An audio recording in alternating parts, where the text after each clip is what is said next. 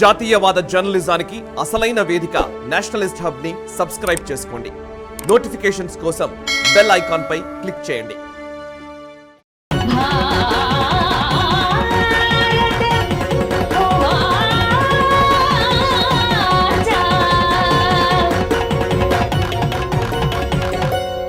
Namaskar Bharat. I'm Anuraag Saxena talking to you about Kartavya Bhava. Now, before I get started, I'd like to do a small exercise, a voting exercise with you guys, given that we are India's oldest and largest democracy. I'd like you to keep your left hands ready. So if you're holding purses, phones, whatever, please set them down. Raise your left hand if you think India should have a uniform civil code, the same law for every citizen. Keep it raised, yeah? Raise your left hand if you think Bharat should have an unbiased and answerable media. Or that merit should matter. Right? Oh wow, that's 90%. Raise your hands if you think women should have equal rights as men. Oh, many more hands. Raise your hands if you think men should have equal rights as women. Right? Now keep your hands raised, please. Keep your left hands raised. Please don't bring them down if you've raised it for any of these questions. Now, with your left hands raised, raise your right hand and please do this honestly. If you have set a target date by when you will achieve this objective of yours, if you have set a target date how you will achieve this objective, or if you've garnered resources, money, political will, etc., etc., or if you have a project plan. Now, if you look around you, there's about 90-95% left hands raised, about 10-20% right hands raised. Thank you so much for participating. This is the story of how we raised our right hand after many left hands were raised for decades on end.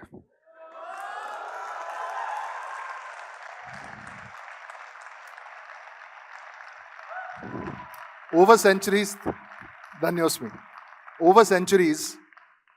Bharat has been subject to a lot of destructions, especially of its religious symbol and its cultural symbols.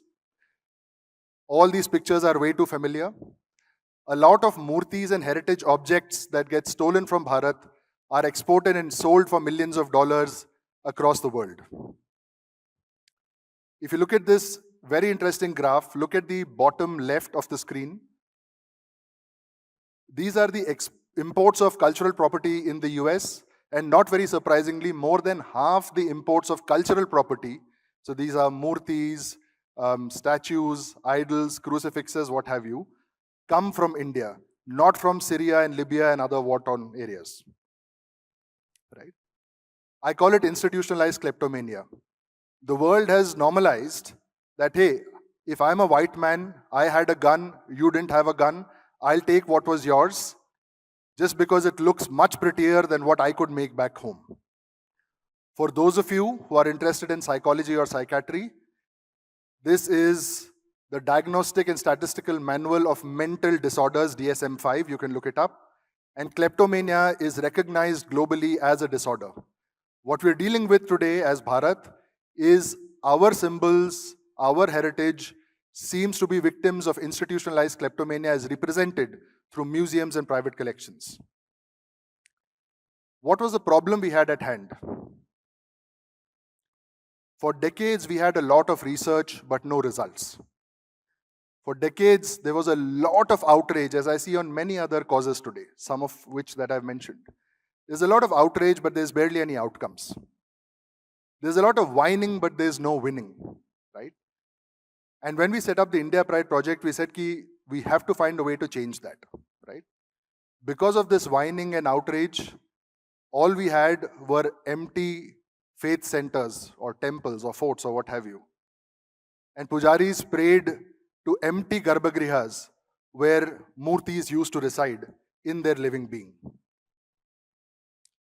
The solution when we set this up 10-12 years back was to say, look, there is great research, but we have to augment that great research. We have to augment the passion that people feel about our lost heritage with advocacy domestically, which means our governments, our babus, our system needs to understand or reprioritize this issue as important.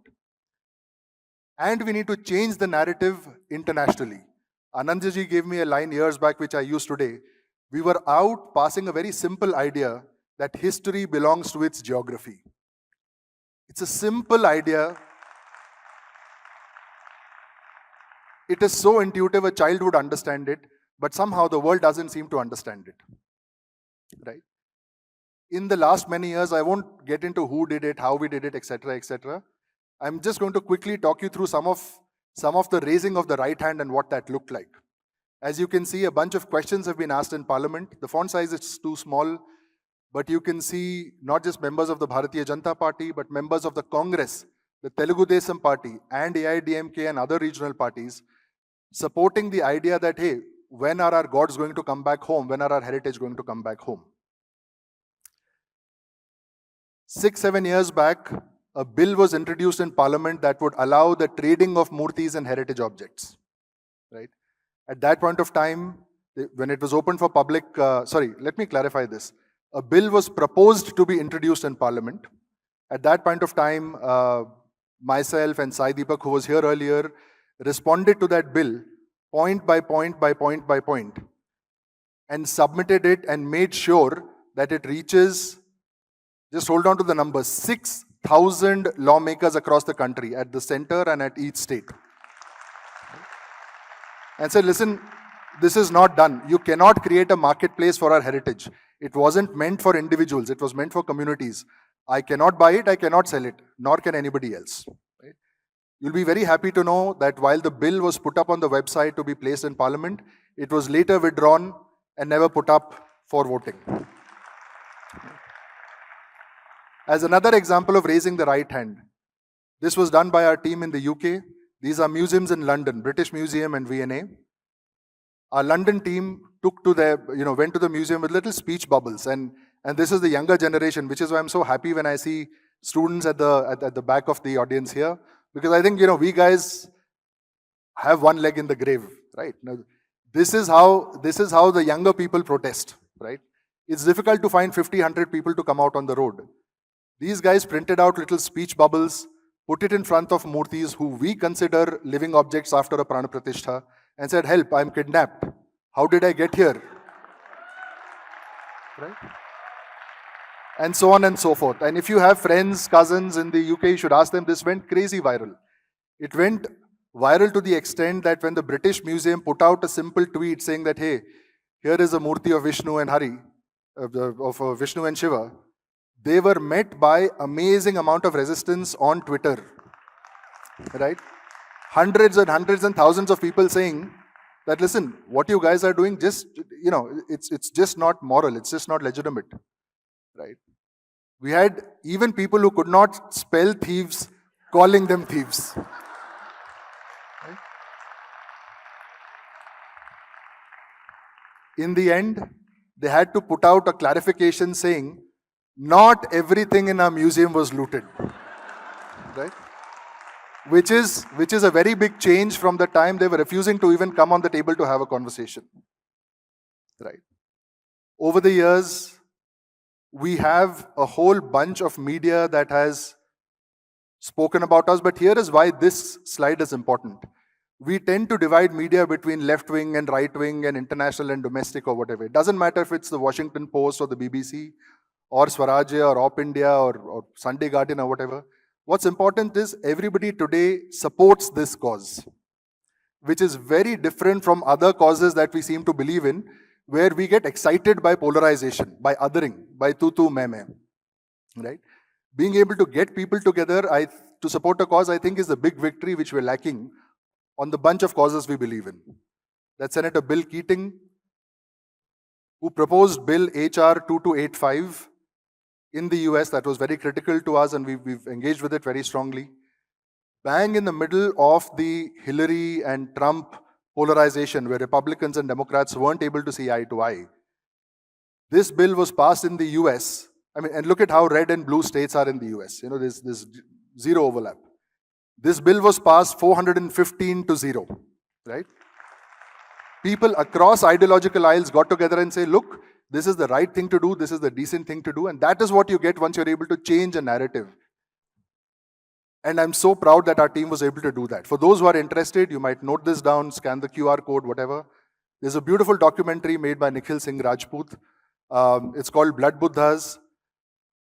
It's a 30-minute documentary which won the first runner-up award at the Chicago Film Festival, which kind of documents the larger cause through the lenses of global experts.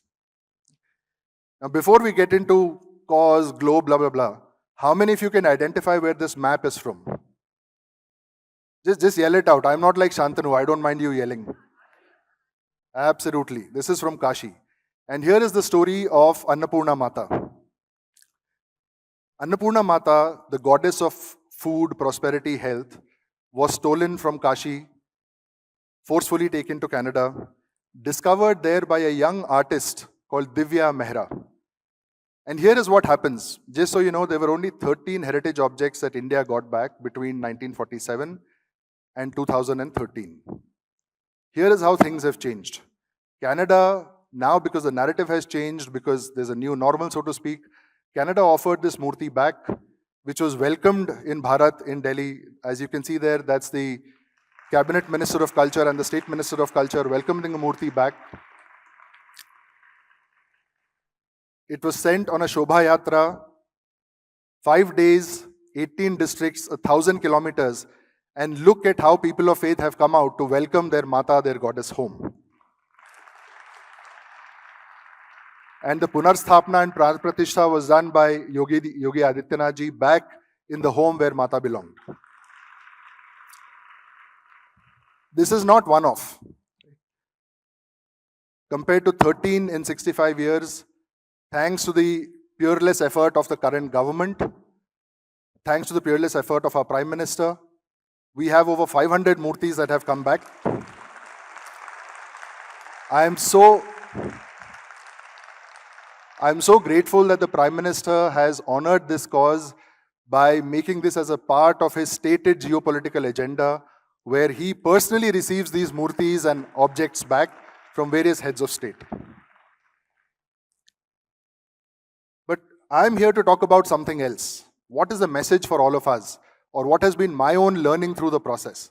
You saw 5 or 6 things that work.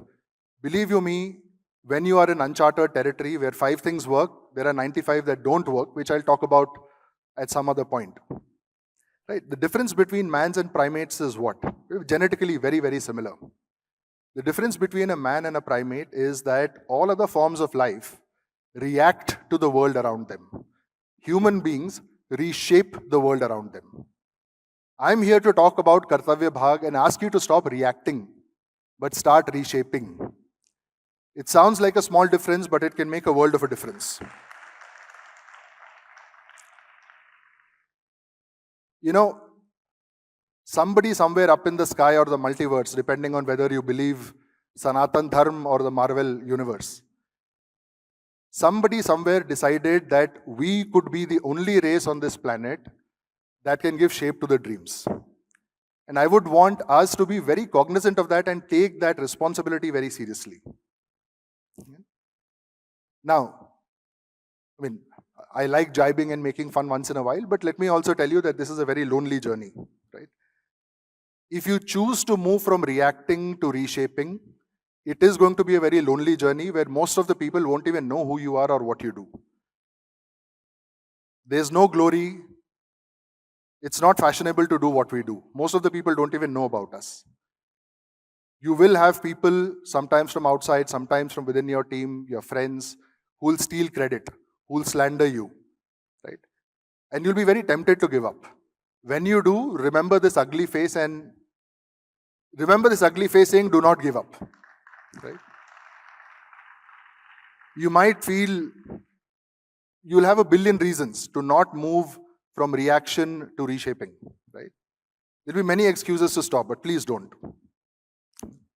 Another message, you know, we as Indians tend to believe that somebody who's up on stage knows more than somebody who's in the audience, right? So consider this a peer-to-peer conversation between somebody who's sharing his experiences, whether it may or may not apply to you. Right? It was very important for me to recognize that no one can care about your cause more than you can. Right? No one. And why am I telling you this? I meet so many people who say, look, I voted for so-and-so. Now it's his job to be my personal concierge. Why are you not bringing Uniform Civil Code? Why are you not bringing, the Right to Education Act equally to blah, blah, blah, and so on and so forth? Please remember, if you abdicate your responsibility to the state, you also abdicate your rights to the state. Right? Suresh ji, who's in the audience, told this to me once. You need to ask yourself, what gives you the right to have a right? Unless you take on a corresponding responsibility, you do not have a right to a right. Another message that has worked well for us, and hopefully you all should try it out as well. A lot of us like to speak. Katha Kalakshepam, conversations, Twitter, Insta, Facebook, etc., etc. And like, share and subscribe is very, very tempting. Right? And we tend to fall for that. I would also urge you to look beyond just saying what you need to and ensuring that you actually get heard. And there is a big difference. Right? The big difference is, where does the responsibility to get heard lie? Right? Today, we imagine that we put something out in the universe, doesn't matter how you say it. And it is somebody else's job to hear and deliver on our agenda. I'd say no. Make that a part of your agenda. Create pressure groups.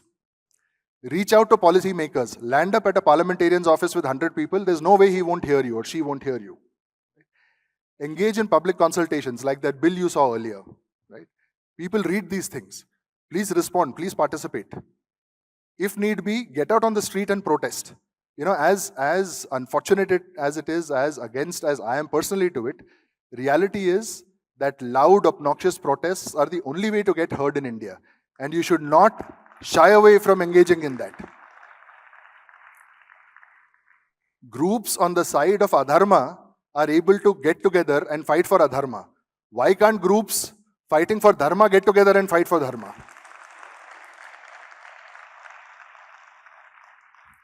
Speaking of fighting, I have this question for all of you.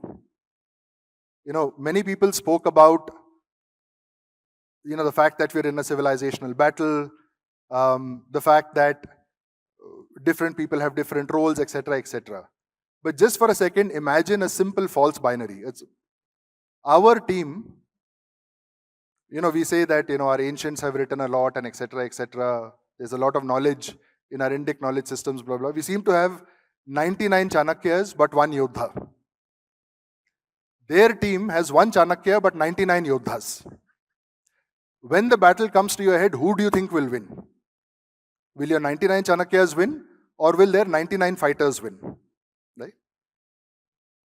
You have a moral responsibility who you edify. Right? Alongside thinkers, authors, etc., etc., you need to let the other three Varnas also know that they matter. You need to get doers to understand that they have support, that they are inspiring others. Right? Otherwise, what you're doing is creating a new Varna Vyavastha, a new caste system, right?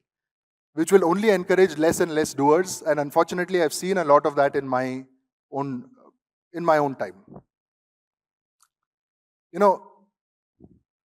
Before I conclude my talk, just a couple of personal takes, right? If you are able to get over your fascination with responding and you choose to reshape, right, you will have to be very stoic, very indifferent about it. I've read this beautiful line somewhere which said, not wanting something is the same as having it.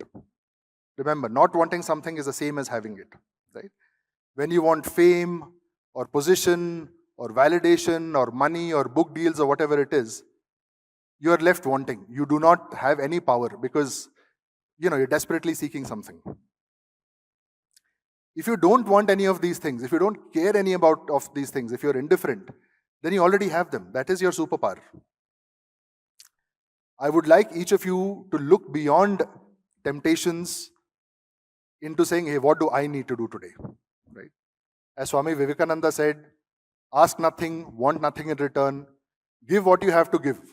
It will come back to you, but do not think of that now. In fact, I will add on, even if it doesn't come back to you, so what? Your family will still love you, your friends will still hang out with you. Let somebody else fight for glory, steal your credit, doesn't matter. What we need to finally get over, sorry, English is my second language, so please correct me if I'm kind of wrong. What we finally need to get over is our lost glory narrative, where we say, oh, our temples were great, our Ayurveda was great, our Krida Kshetra was great, and spirituality was great, and the whole Sone ki Chidiya narrative. I'd like to leave you with a very simple thought, right? Our ancestors did whatever they did. That's their credit. My question is, what are you doing today? That's the only question that matters. Namaskar.